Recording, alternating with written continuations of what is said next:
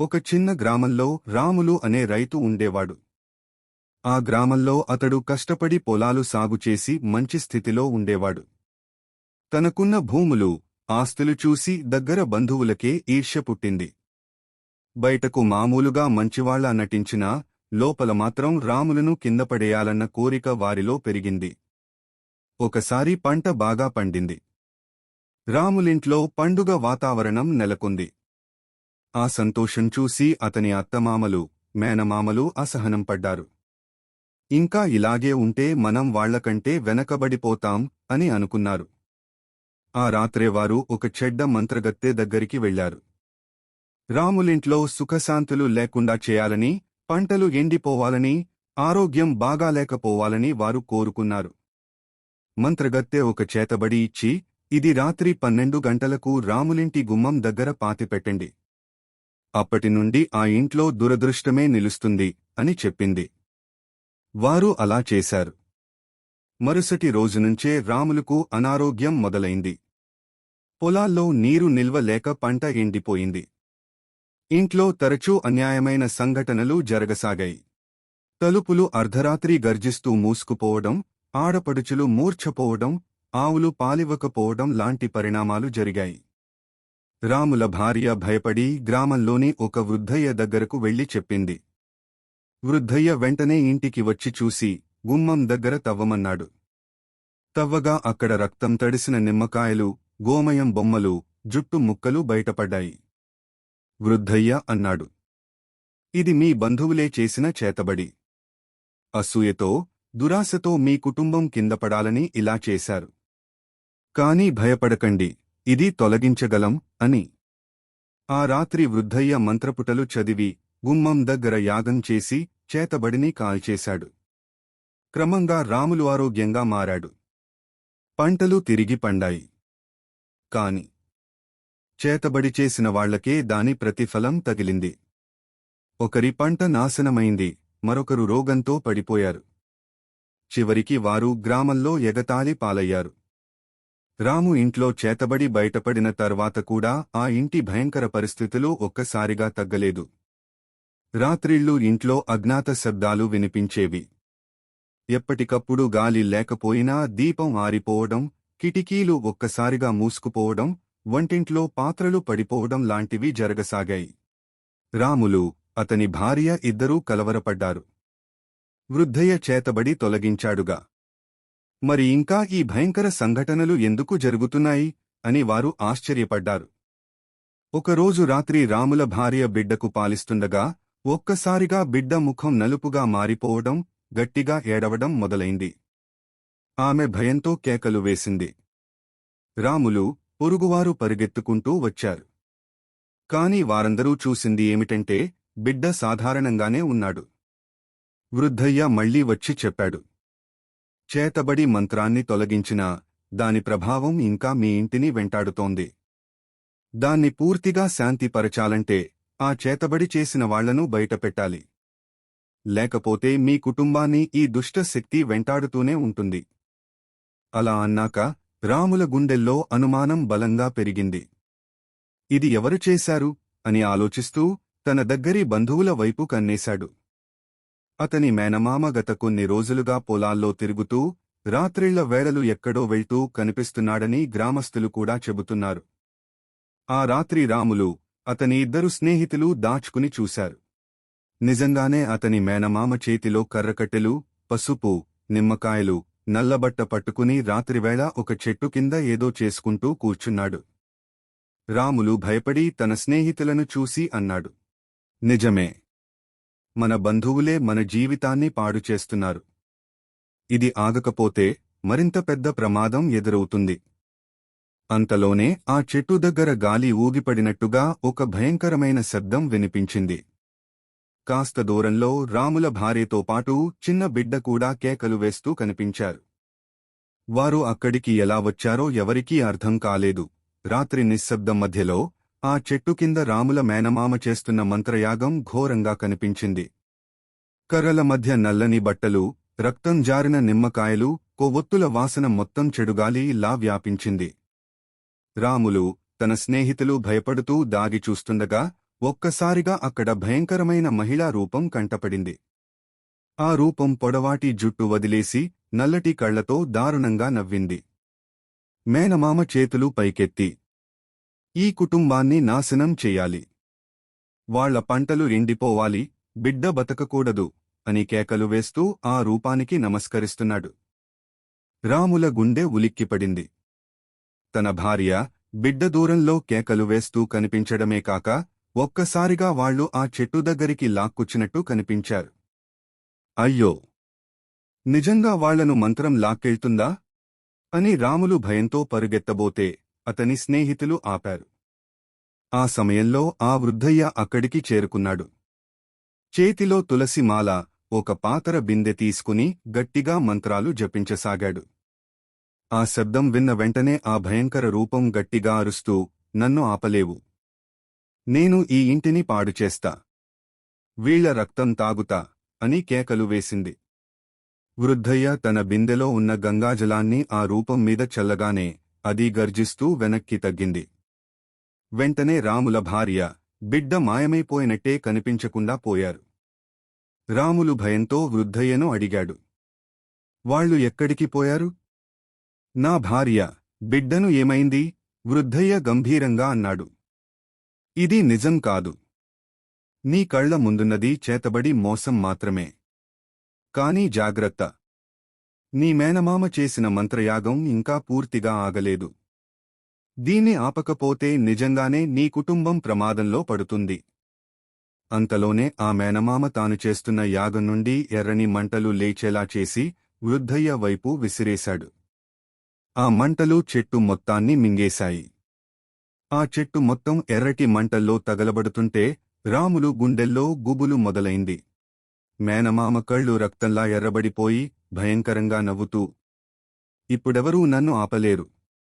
రాములింటి సుఖశాంతి నాశనం అవుతుంది. ఈ రాత్రే ఆ కుటుంబం అంతమవుతుంది" అని కేకలు వేస్తున్నాడు. మంటల మధ్యనుంచి ఆ రూపం, పొడవాటి జుట్టు, నల్లటి కళ్లతో ఉన్న ఆ ఆడదెయ్యం మళ్లీ బయటికి వచ్చింది. ఈసారి అది మరింత బలంగా కనిపించింది. గాలి ఒక్కసారిగా తుఫానులా వీచి చుట్టుపక్కల పచ్చిక మొత్తం త్రోవల్లా వాలిపడింది. రాములు భయంతో వణికిపోతూ వృద్ధయ్య వెనుక నిలబడ్డాడు. వృద్ధయ్య మాత్రం తన చేతిలో ఉన్న తులసి మాలను గట్టిగా ఊపి మంత్రాలు జపిస్తూ నిలబడ్డాడు. ఆడదెయ్యం రాముల వైపు దూసుకొస్తూ, "నీ ప్రాణం నాకే కావాలి. నీ బిడ్డ రక్తం నాకే కావాలి" అని కేకేసింది. అంతలో వృద్ధయ్య తన బిందెలోని గంగాజలాన్ని గాల్లోకి విసరగానే ఆ నీరు నిప్పులా మారి ఆడదెయ్యం మీద పడ్డది. అది ఒక క్షణం వెనక్కి తగ్గినా మళ్లీ శక్తిగా ఎగిరి మంటల మధ్య దాగిపోయింది. మేనమామ తన కళ్ళు మూసుకుని గట్టిగా జపం మొదలుపెట్టాడు. భూమి కంపించినట్టుగా గర్జన వినిపించింది. ఒక్కసారిగా నేల పగిలి రాముల భార్య, బిడ్డ ఏడుపుతో బయటపడినట్టుగా కనిపించింది. కాని వాళ్లు నిజంగానే ఉన్నారో లేక మాయమో ఎవరికీ అర్థం కాలేదు. రాములు పరుగెత్తి వారిని పట్టుకోబోతే వృద్ధయ్య ఆపుతూ, "అది చేతబడే సృష్టించిన మోహజాలం. తాకకూడదు. లేకపోతే నువ్వే దానికి బలి అవుతావు" అని గట్టిగా అన్నాడు. మంటలు మరింత పెరిగి చెట్టు కూలిపోతుండగా ఆడదెయ్యం అరుపులు ఆకాశాన్ని చీల్చేంతగా వినిపించాయి. ఇప్పుడు రాముల జీవితమే కాకుండా మొత్తం గ్రామం మీద ప్రమాదం వేలాడుతోంది. చెట్టు కూలిపోతూ మంటలు ఆకాశాన్ని తాకినట్టుగా ఎగసిపడ్డాయి. గాలి ఉగ్రరూపం దాల్చి రాత్రి మధ్యలో గ్రామమంతా భయానక శబ్దాలతో నిండిపోయింది. మేనమామ కళ్ళు మూసుకుని మరింత బలమైన మంత్రాలు జపించసాగాడు. అతని పెదవుల నుంచి రక్తం కారుతున్నా ఆపకుండా జపం కొనసాగించాడు. చుట్టూ భయంకరమైన కృష్ణమేఘాలు ఆకాశాన్ని కప్పేశాయి. ఆ సమయంలో రాముల భార్య, బిడ్డ ఏడుపు వినిపిస్తూ నేలపైనే కనిపించారు. రాములు ఆ దిశగా పరుగెత్తగా వృద్ధయ్య అతని భుజం పట్టుకుని గట్టిగా అన్నాడు, "అది నిజం కాదు. అది చేతబడే సృష్టించిన మాయాజాలం. దాన్ని తాకగానే నీ ప్రాణం దానికే బలి అవుతుంది." రాములు వణికిపోయాడు. కాని ఆ ఏడుపు శబ్దం అతని గుండెను చీల్చేస్తోంది. అప్పుడే వృద్ధయ్య తన జేబులోంచి ఒక చిన్న రాగి గంట తీసి మోగించడం మొదలుపెట్టాడు. గంట శబ్దం మంటల మధ్య మారుమోగగానే ఆడదెయ్యం ఒక్కసారిగా విలవిల్లాడుతూ బయటకు వచ్చింది. ఆపు! ఆ శబ్దం నన్ను తగలేస్తోంది అని కేకలు వేసింది. వృద్ధయ్య మంత్రపుటలు చదువుతూ గంగాజలాన్ని ఆ రూపం మీద చల్లగానే అది అగ్నిలో కాలిపోతున్నట్టు తుళ్లాడింది. ఇదంతా జరుగుతుండగా రాముల మేనమామ ఒక్కసారిగా కుప్పకూలిపోయాడు. అతని కళ్ళు తెల్లబడిపోయి గొంతు ఆరిపోతూ ఆమె నన్నే తినేస్తోంది అని కేకలు వేయసాగాడు. రాములు, అతని స్నేహితులు భయంతో వెనక్కి తగ్గారు. ఎందుకంటే ఆ ఆడదెయ్యం ఇప్పుడు మేనమామనే తన బలిగా తీసుకోవడానికి ముందుకు సాగుతోంది. వృద్ధయ్య గట్టిగా అరుస్తూ, ఇదే చేతబడి చేసిన వాళ్లకు తిరిగి తగిలే శాపం.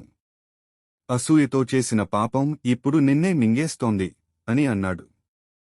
ఆ మాటలతోనే ఆడదెయ్యం మేనమామపై పడిపోయి అతన్ని మంటల్లో లాగేసింది. ఒక్క క్షణంలో అతని అరుపులు ఆకాశం దాటాయి. మేనమామ మంటల్లో కేకలు వేస్తూ కనుమరుగైపోయాడు. ఒక్కసారిగా ఆ భయంకర ఆడదెయ్యం కూడా మంటల్లో కలిసిపోయినట్టే కనిపించింది. గ్రామం అంతా నిశ్శబ్దంగా మారింది. మేఘాలు చెదిరి చంద్రుడు మళ్లీ వెలుగులు విరజిమ్మాడు. రాములు ఊపిరి పీల్చుకున్నాడు. కాని వృద్ధయ్య మాత్రం నిశ్చలంగా కూర్చున్నాడు. రాములు అడిగాడు, ఇప్పుడు అంతా అయిపోయిందా? నా భార్య, నా బిడ్డ సురక్షితంగానే ఉన్నారా? వృద్ధయ్య లోతుగా ఊపిరి తీసుకుంటూ అన్నాడు. చేతబడికి మూలం కత్తిరించబడింది. నీ మేనమామ దురాశే ఆ శక్తిని పెంచింది. అతడు లేనిప్పుడు ఆ శక్తి బలహీనమవుతుంది. కాని జాగ్రత్త, అది పూర్తిగా అంతరించిపోలేదు. ఆ మిగిలిన శక్తి ఇంకా నీ ఇంటి గుమ్మం దగ్గర దాక్కుంది. దాన్ని శుద్ధి చేయకపోతే ఎప్పటికప్పుడు ప్రమాదం తిరిగి వస్తూనే ఉంటుంది. ఇంతలో రాముల భార్య బిడ్డతో కలిసి నిజంగానే బయటకు వచ్చి కనిపించింది. ఈసారి వాళ్లు మాయ కాదు, నిజంగానే. రాములు వారిని కౌగిలించుకుని కన్నీళ్లు పెట్టుకున్నాడు. అయితే ఆ రాత్రి రాముల ఇంట్లో ఒక వింత జరిగింది. బిడ్డ నిద్రలో ఉండగా ఒక్కసారిగా తలుపు గట్టిగా మోగింది. అందరూ లేచి చూశారు. తలుపు బయట ఎవరూ లేరు, కాని నేలమీద నల్లటి బూడిదతో వేసిన వింత గుర్తులు కనిపించాయి. వృద్ధయ్య ఆ గుర్తులు చూసి అన్నాడు, ఇదే నేను చెప్పిన మిగిలిన శక్తి.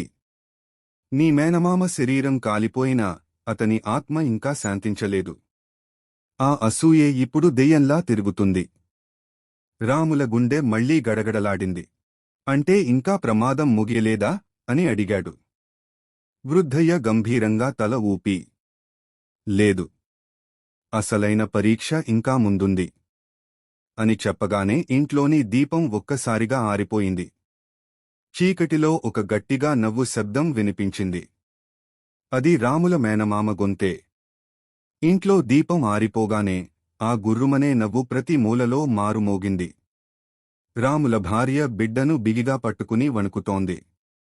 రాముల గుండె గబగబ కొడుతోంది. వృద్ధయ్య గట్టిగా అన్నాడు, అతని ఆత్మ ఇంకా తపనలో ఉంది. చేతబడి చేసిన వాళ్ల ఆత్మలు సులభంగా శాంతించవు. ఇప్పుడు అతడు దెయ్యంగా తిరిగి వచ్చాడు. అప్పుడే తలుపు ఒక్కసారిగా బిగిగా మూసుకుపోయింది. కిటికీలు గాజులు పగిలిపోయాయి. గాలి ఉగ్రరూపం దాల్చి ఇంట్లో చుట్టూ తిరుగుతోంది. అంధకారంలో రాముల మేనమామ రూపం కనబడింది. కాని అది మనిషి రూపం కాదు. కళ్ళు ఎర్రగా, ముఖం నల్లటి బూడిదతో కప్పబడి, పొడవాటి నాలుక బయటికి వదిలి ఉన్న భయంకర దెయ్యరూపం. రాములు, నువ్వు నా చేతుల్లో నుంచి తప్పించుకోలేవు. నీ సుఖం చూసి నాకున్న అసూయ నన్ను ఇలాగే మార్చేసింది. ఇప్పుడు నీ రక్తం తాగితేనే నా ఆత్మ శాంతిస్తుంది అని దద్దరిల్లే స్వరంతో అన్నాడు. రాములు భయంతో వెనక్కి తగ్గుతుంటే వృద్ధయ్య తన చేతిలోని తులసి మాలను పైకెత్తి మంత్రాలు చదవసాగాడు. దాంతో దెయ్యం కాసేపు వెనక్కి తగ్గినా మళ్లీ క్రూరంగా నవ్వి గోడలమీద ఎగిరి ఎగిరి దూకసాగింది. బిడ్డ ఒక్కసారిగా గట్టిగా ఏడవడం మొదలుపెట్టింది. దెయ్యం వెంటనే ఆ ఏడుపు వైపు దూసుకొచ్చింది. ఇదే నా బలి అని కేకలు వేసింది. రాములు భయంతో గట్టిగా అరిచాడు, నా బిడ్డకు ఏమి చేయకు, నన్ను తీసుకో. అంతలో వృద్ధయ్య గట్టిగా ఆపేశాడు. అలా అనకూడదు. ఆ మాటలతోనే దానికి శక్తి పెరుగుతుంది. నిశ్శబ్దంగా ఉండు. దెయ్యం బిడ్డ దగ్గరకు చేరబోతుండగా వృద్ధయ్య తన దగ్గరున్న పవిత్ర అగ్నికుండం వెలిగించాడు. ఆ కుండం నుండి ఎర్రటి మంటలు లేచాయి. ఆ మంటలు తాకగానే దెయ్యం ఒక క్షణం వెనక్కి పడింది. కాని ఆ దెయ్యం ఇంకా అంతమవ్వలేదు. అది గట్టిగా గర్జించి ఇంటి పైకప్పు మొత్తం కంపించేలా దూకింది. పైకప్పు గట్టిగా కంపించడంతో మొత్తం ఇల్లు కూలిపోతుందేమోనని అందరూ భయంతో వణికిపోయారు. రాముల భార్య బిడ్డను కౌగిలించుకుని మూల కూర్చుంది. రాములు వృద్ధయ్య వెనుక నిలబడి కన్నుల్లో కన్నీళ్లు పెట్టుకున్నాడు.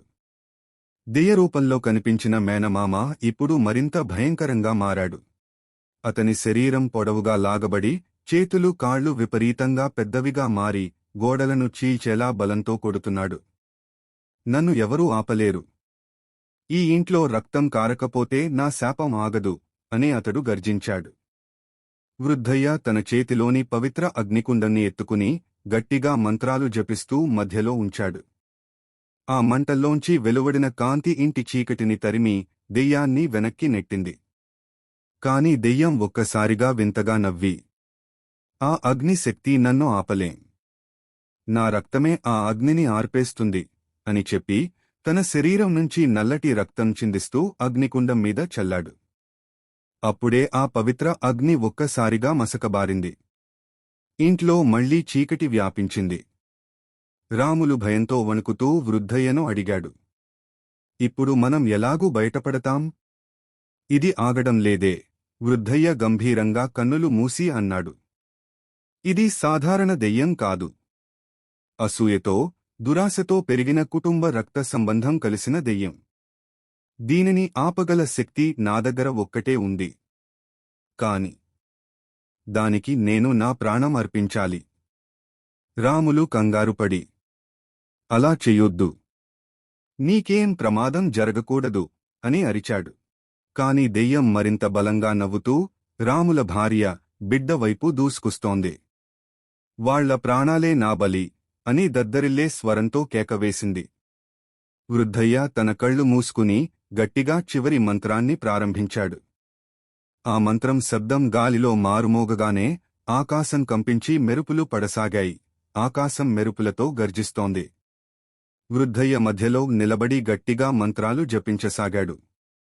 అతని గొంతు దద్దరిల్లే శబ్దంతో ఇంటి గోడలే కంపించాయి.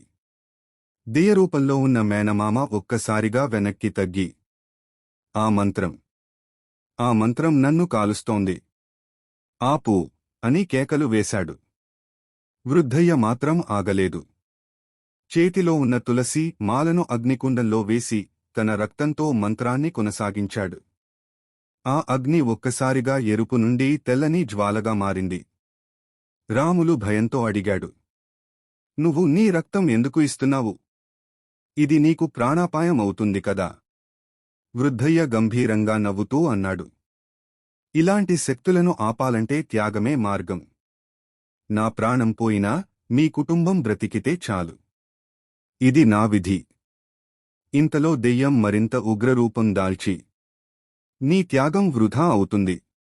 నీ శక్తి చాలు కాని నా రక్త సంబంధం వీళ్లను వదలదు అని గర్జిస్తూ రాముల భార్య బిడ్డ వైపు దూసుకొచ్చింది. వెంటనే వృద్ధయ్య తన శరీరాన్ని ముందుకు నెట్టుకుని ఆ తెల్లని అగ్నిలోకి దూకేశాడు. ఆ క్షణంలో అగ్నిజ్వాలలు ఆకాశాన్ని తాకి దెయ్యం మీద పడ్డాయి. దెయ్యం అరుపులు ఆకాశాన్నే చీల్చాయి. నన్ను ఈ మంటలు తగలేస్తున్నాయి. నేను అంతమవ్వలేను. నేను తిరిగి వస్తా అని కేకలు వేస్తూ అగ్నిలో తుల్లాడింది. కొన్ని క్షణాల తరువాత అన్నీ నిశ్శబ్దమయ్యాయి. దెయ్యం కనుమరుగైంది. కాని వృద్ధయ్య కూడా ఎక్కడా కనిపించలేదు. అతని తులసి మాల మాత్రమే నేలమీద పడిపోయింది. రాములు కన్నీళ్లతో ఆ మాలను ఎత్తుకుని, మన ప్రాణాల కోసం నువ్వు నీ ప్రాణం అర్పించావు. నీ త్యాగాన్ని ఎప్పటికీ మరిచిపోం అని అన్నాడు. అప్పటికీ రాముల గుండెల్లో ఒక అనుమానం మిగిలింది. దెయ్యం చివరిగా చెప్పిన మాటలు అతని చెవుల్లో మారుమోగుతూనే ఉన్నాయి. నేను తిరిగి వస్తా. రాములింట్లో మళ్లీ నిశ్శబ్దం నెలకొంది. మంటలు ఆరిపోయి గాలి శాంతమైంది. రాములు అతని భార్య బిడ్డను కౌగిలించుకుని కన్నీళ్లు పెట్టుకున్నారు. కాని వృద్ధయ్య కనిపించలేదు. అతని తులసి మాల, రాగి గంట మాత్రమే నేలమీద మిగిలి ఉన్నాయి. రాములు వాటిని భక్తితో ఎత్తుకుని మనసులో ప్రార్థించాడు. నీ త్యాగమే మాకు రక్షణ ఇచ్చింది. నీ ఆత్మ శాంతి పొందాలి. గ్రామంలో అందరూ ఈ సంఘటన విన్నాక షాక్ అయ్యారు. వాళ్లు రాములింటికి వచ్చి, చేతబడిని చేసిన వాళ్లకే దాని శాపం తగిలిందని మేము మా కళ్లతో చూశాం. ఇక మీదట ఇలాంటివి ఎవరు ప్రయత్నించరాదు అని అనుకున్నారు. కొన్ని రోజులు అన్నీ సవ్యంగా సాగాయి. రాముల పంటలు మళ్లీ పచ్చగా పండాయి. ఇంట్లో నవ్వులు తిరిగి వచ్చాయి. కాని ఒక రాత్రి రాములు నిద్రలో ఉన్నప్పుడు బయట తలుపు దగ్గర గుర్రుమనే శబ్దం వినిపించింది. అతను లేచి చూశాడు. తలుపు పైన నల్లటి బూడిదతో వ్రాసిన వింత గుర్తులు ఉన్నాయి. అతని గుండెల్లో చలి పడ్డట్టయింది. అకస్మాత్తుగా గాలిలో ఒక గొంతు వినిపించింది. నేను తిరిగి వస్తా. రాములు తలుపు మూసేసి లోపలికొచ్చి భార్య బిడ్డను బిగిగా కౌగిలించుకున్నాడు. వృద్ధయ్య త్యాగం చేతబడిని ఆపినా ఆ అసూయ ఆత్మ పూర్తిగా అంతరించలేదనే భావన అతని మనసులో గాఢమైంది. అంతే. ఆ కుటుంబం మళ్లీ సుఖంగా జీవించింది. కాని ఆ రాత్రి వినిపించిన ఆ గొంతు వాళ్లను ఎప్పటికప్పుడు గుర్తుచేస్తూనే ఉంది. చేతబడికి ముగింపు లేదు. అసూయ ఉన్నంతవరకు అది మళ్లీ పుడుతూనే ఉంటుంది. ఈ కథ ఇంతటితో ముగుస్తుంది. ఈ వీడియో మీకు నచ్చినట్లయితే మన ఛానల్ను సబ్స్క్రైబ్ చేయండి.